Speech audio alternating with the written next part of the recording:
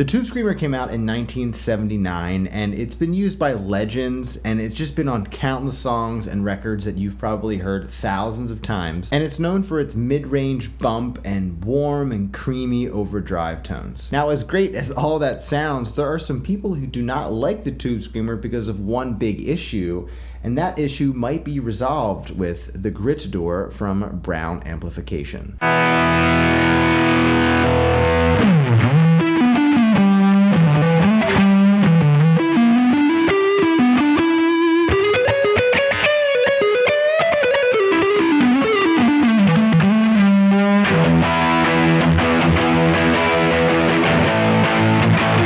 So in this video, I'm going to be talking about and demoing this pedal, and also discussing what problems some people have with the Tube Screamer, and why the Gritador could be a solution to those problems. Let's get into it.